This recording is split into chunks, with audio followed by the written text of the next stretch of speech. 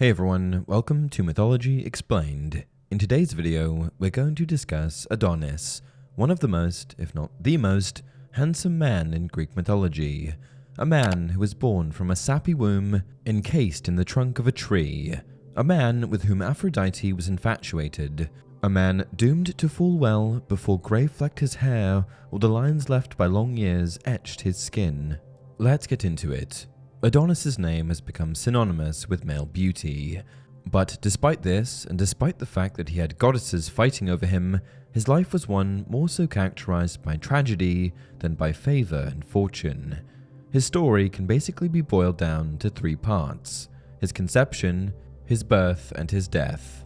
In short, his mother, after being impregnated by her father, is transformed into a tree. Adonis then emerges from her bark-crusted body, only to live a short while before a hunting mishap costs him his life. This, of course, is terribly truncated, but it does provide the bare bones and should function as a sort of guiding star for the longer version to come. Adonis was the son of the princess Smyrna, the beautiful daughter of King Thais, who ruled Assyria. Many suitors lined up in hopes of winning Smyrna's heart, but for one reason or another, none of them could. Rejection after rejection ensued, and they mounted up like love letters crumbled and discarded by some pining soul severed from its other half. They accumulated and then culminated, not in the finding of a husband, but in provoking Aphrodite's wrath. You see, as the goddess of love, each rejection was an affront to her very being, and eventually, after so many suitors had been turned away, the goddess could not help but lash out, feeling so deeply scorned as she was. She cast a spell of love on Smyrna's mind, and in an especially cruel turn, it was none other than King Thais who was made the object of his own daughter's lustful love. Smyrna surreptitiously slipped into her father's chambers during the night, using the cover of darkness to hide her identity.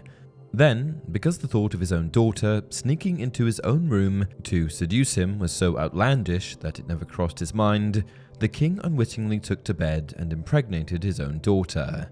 In another version, Smyrna, unable to bear the shame of lusting after her own father, attempted to hang herself, but her nursemaid walked in on her, stopped her, and then, after discovering what the problem was, actually helped Smyrna trick and bed her own father. Regardless of the version, the fallout of the incestuous encounter precipitated a chain of events that forced Smyrna to flee her home.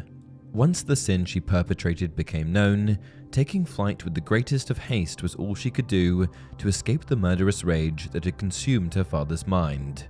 Racing away from the city, Smyrna was haunted by what she had done. The perversion of it was such that she felt like a stain that needed to be scoured. She begged the gods to grant her salvation and end her suffering. In response, the gods offered succor in an unconventional manner. They transformed her into a tree, in which form she constantly wept tears of resin. Though she was now of root and trunk and branch, a life still grew inside her, a life implanted by the loins of her own father. So after months of gestation, a son, infant Adonis, emerged from the bark-clad bosom in which he had grown like a secret seed. In other versions, it was either the thrust of a knife by Smyrna's father or the piercing tusks of a boar that released Adonis from the tree, each of them like some crude C-section. Either because she was guilt-ridden for striking out with too sharp a punishment, or because she was enamored with Adonis from the moment he emerged from his mother's sappy womb, Aphrodite swaddled the infant boy and delivered him to Persephone, queen of the underworld, to shelter him.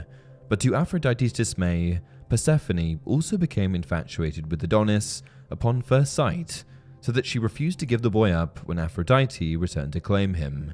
A third party had to step in and arbitrate how custody would be shared, and depending on the version, it was either Zeus or Calliope, one of the 9 muses, who sat in judgment.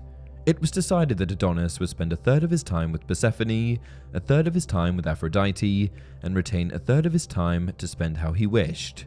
Aphrodite was so smitten with Adonis that she left the comforts of her lavish life behind, deciding instead to accompany Adonis into the wilds.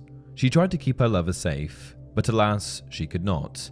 Despite being warned of myriad dangers, of fang, tusk, and claw, Adonis still set his prowess as a hunter against the fierce beasts that abounded in the surrounding wilds. On one excursion, his one spear thrust wasn't enough to stop the boar that charged him. He was gored by the tusks that lanced towards him. The wounds were so grievous that he perished only a short time afterwards. Not even Aphrodite's healing could save him.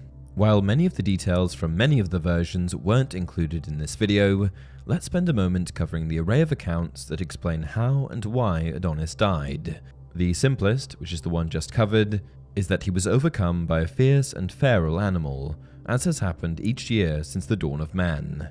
The other versions, though, all have Adonis's result from the contrivances of one god or another. Ares and Artemis are each responsible for Adonis's death in other versions.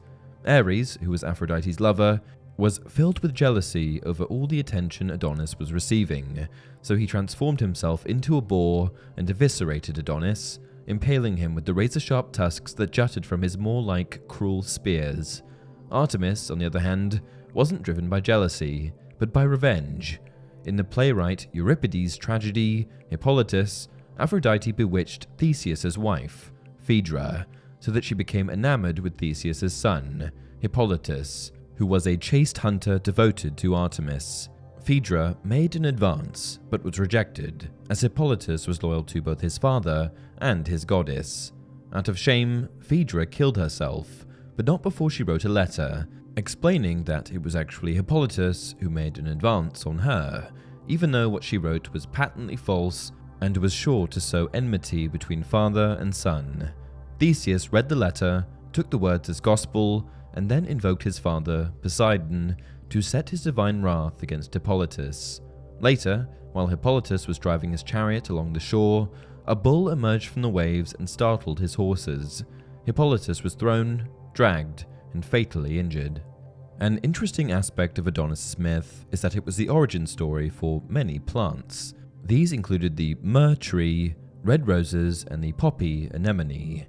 The myrrh tree was the tree Adonis' mother was transformed into, and in some versions her name isn't Smyrna, but Myrna, making her the tree's namesake. Roses, which were previously white, were said to have been dyed red by the droplets of blood that fell from Aphrodite's foot after a thicket of thorns pricked her as she ran to the side of wounded Adonis. Aphrodite, to no avail, attempted to treat Adonis' wounds with perfumed nectar. His life wasn't saved, but the combination of his blood and the nectar created the poppy anemone, a red poppy, one with a beautiful yet ephemeral bloom, paralleling the fleeting burst that was Adonis' own life. And that's it for this video. If you enjoy the content, please like the video and subscribe to the channel. As always, leave your video suggestions down below.